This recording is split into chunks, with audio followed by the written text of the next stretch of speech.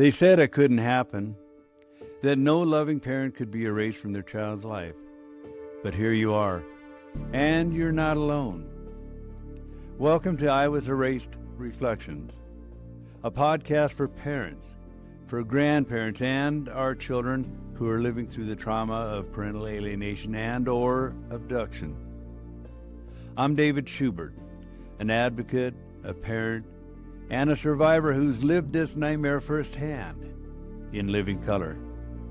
Each episode begins with a reflection. Sometimes it's a rant. Sometimes it's a wake-up call, and then we unpack it together. No fluff, just honest, real talk about alienation, court failures, and the emotional wreckage it leaves behind. This isn't therapy. It's not legal advice. Instead, it's truth, it's pain, and it's hard-earned hope that lives inside us all. That's why these conversations matter. In this episode, I talk about what it really means to keep moving forward, even when everything inside you wants to stop. For parents living through alienation, progress rarely happens in leaps. Instead, it happens in one measured step at a time. I share how I learned to slow down, to breathe, to rebuild my footing after every emotional hit. Some days, the only step I could take was simply getting out of bed. Other days, it was speaking the truth out loud, even when no one else was around to hear it. You see, healing isn't a foot race. It's a rhythm, a quiet, deliberate march towards your own emotional peace. And each small step, no matter how shaky, still counts.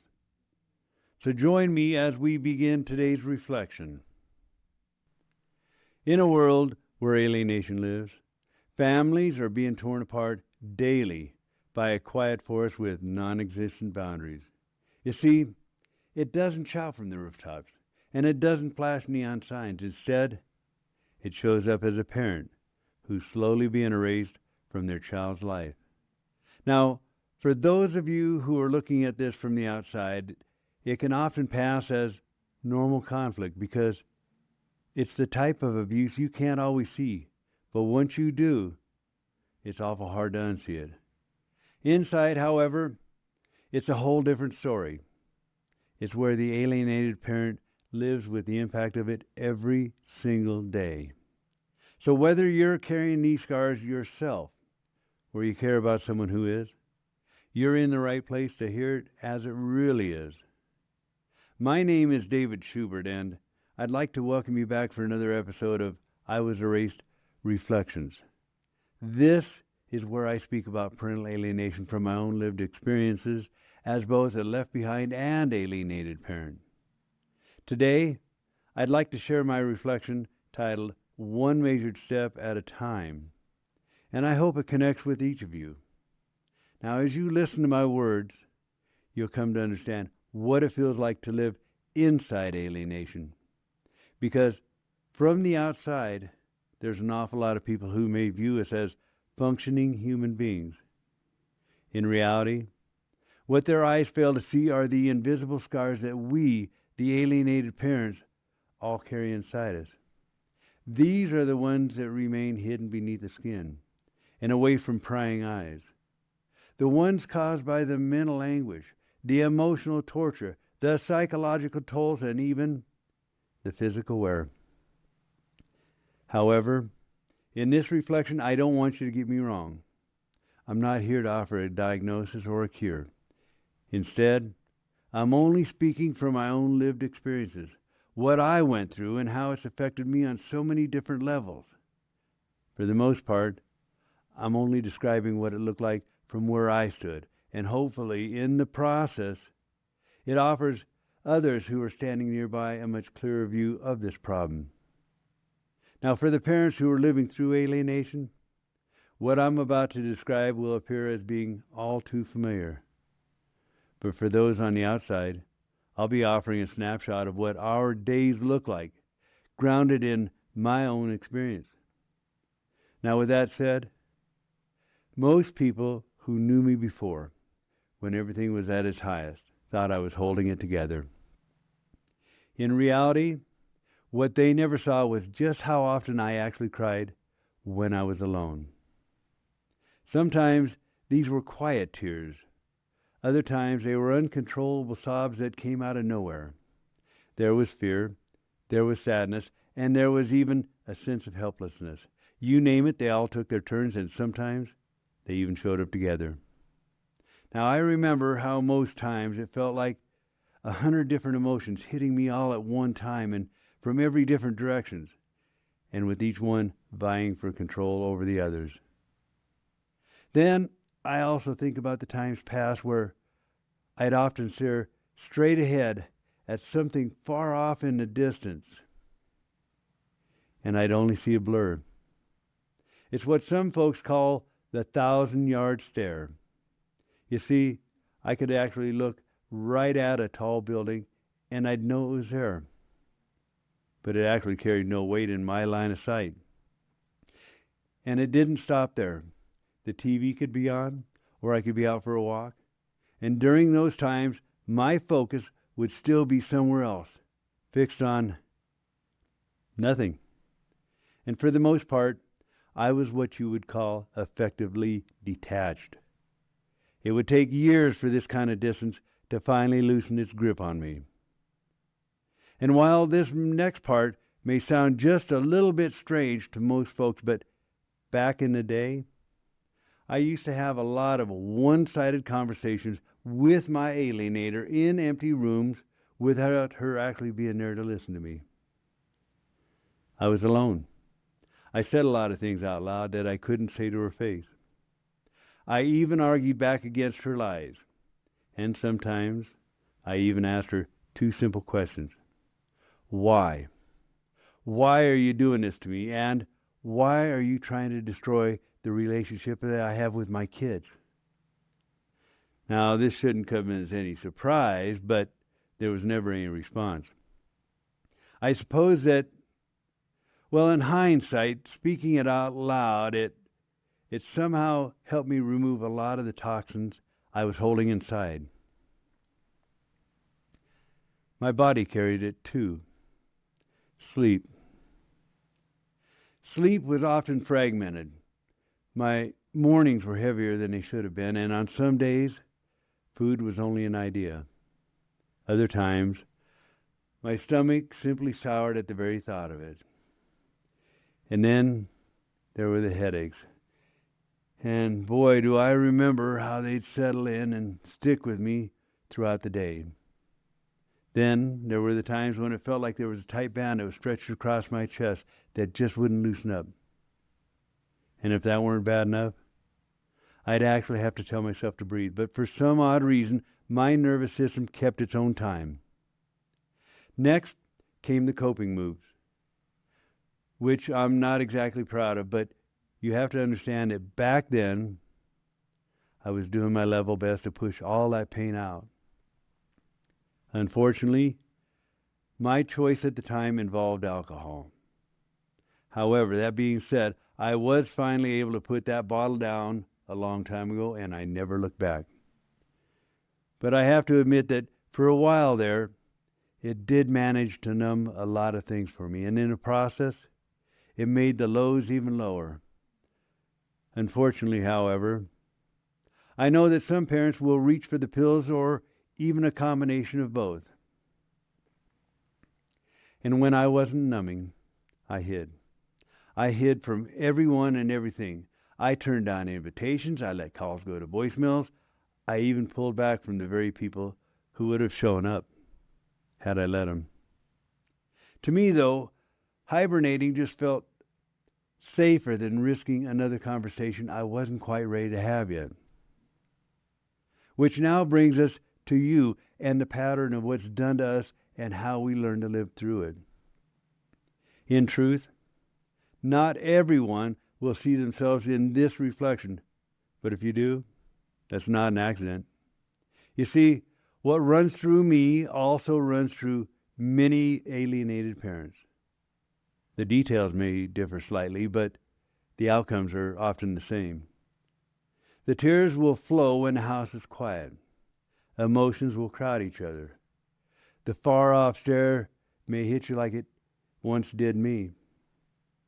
Arguments we tend to rehearse alone in an empty kitchen. The various ways we try to cope, and even the retreat when our day feels too heavy. However, none of this means you're weak. Instead, it just means you're human as you try to do your best to navigate an intolerable situation that pushes most people to their breaking point. Sadly, however, there are some individuals who do reach that breaking point. You see, all too often, alienation has driven good and loving parents to lose all hope and make the ultimate choice that allows their pain to go away forever. Now, alienation may not pull the trigger, but it can push a person to the edge that no one should ever have to face. I know for myself, as I look back on those years past, I've often wondered if I was losing my mind through all this madness. I wasn't, and I didn't, but I do have to admit, this journey took me to the very edge without pushing me over it. This is what alienation looks like from the inside, where almost no one from the outside ever sees it.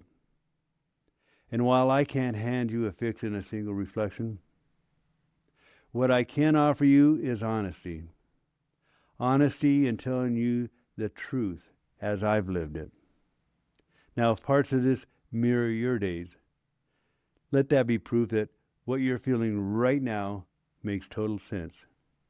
The journey is, without doubt, a difficult one, but it's also a valid one. In the meantime, we'll keep on going, one measured step at a time. Now that we've concluded this reflection, stick around as we unpack it together and talk about what it really means. However, before we get too far into this, let me start off by telling you that I chose the name One Measured Step at a Time because this isn't about sprinting to the finish line or trying to solve everything in a single moment. Instead, the meaning behind one measured step at a time is about having a pace that allows you to maintain small, steady steps that show others, even yourself, that you're still in the game, even during those moments when life gets too loud or complicated. For the most part, it's how we steady the ground that's under our feet as we continue moving forward. Now, that said, let's talk about what this reflection means for you. As such, you may recall the moment when I mentioned how I could actually be looking straight at a tall building ahead of me in the distance, but it carried no weight. Now, I wasn't embellishing this. It was just how my body would react sometimes. And for the lack of a better description, it was like something was pulling the dimmer switch, got too bright to look at. And for those of you who have experienced this yourself, keep it in mind that it's just your nervous system reacting in a way that dials down the volume just enough to keep you from going into overload. Sometimes that's why naming it can also be helpful, but remember, the usefulness in doing so isn't necessarily essential. Rather, it's only practical because when you can call it the 1,000-yard stare, you can meet it without too much panic. Now, I also talked about how I'd have those one-sided conversations with my alienator in empty rooms when I was by myself. Trust me, that wasn't drama.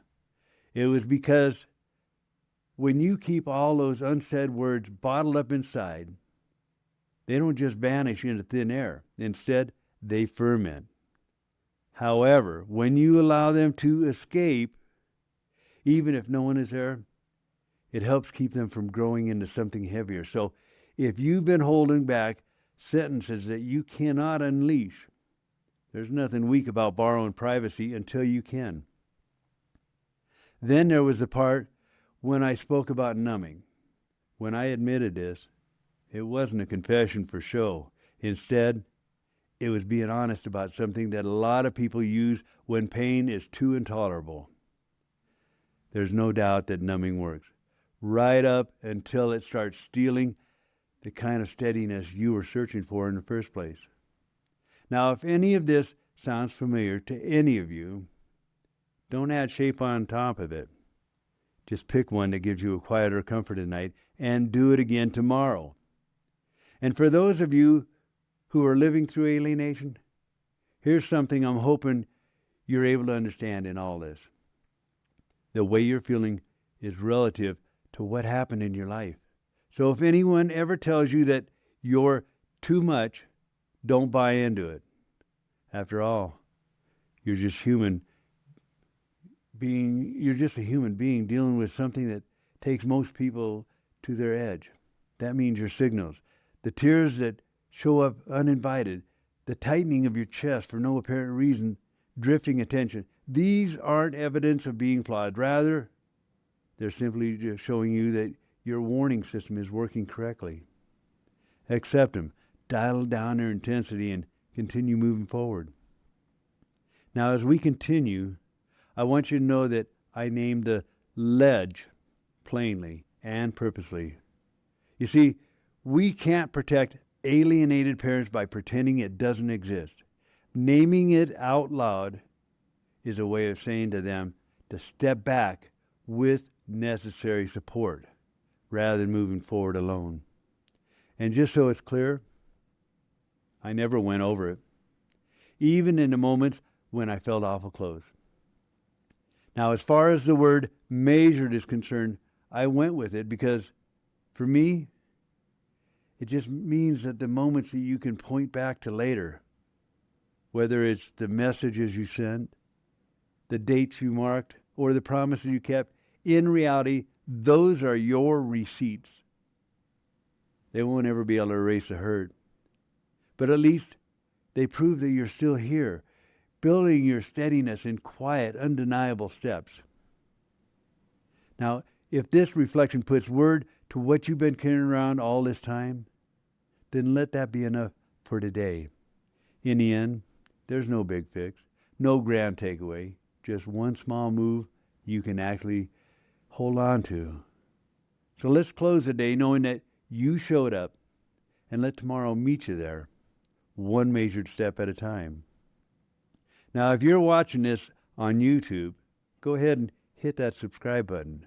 If you're listening to this on the Apple Podcast or Spotify, follow the show, and if you can, leave a quick rating or a review. Now, if you know someone that needs the language, be sure and share an episode. Who knows? You just might be the bridge they've been waiting for. And as always, I hope you enjoyed spending time with me again and listening to my reflection as I share my thoughts, my journey, and my views that are often shared by many of you as well. Until the next time, I hope you remember that you're not alone. There are many of us willing to be your shoulder to lean on during difficult times, an ear to listen, and even a quiet understanding of what you're going through. So until their eyes find yours again, stay steady and stay strong.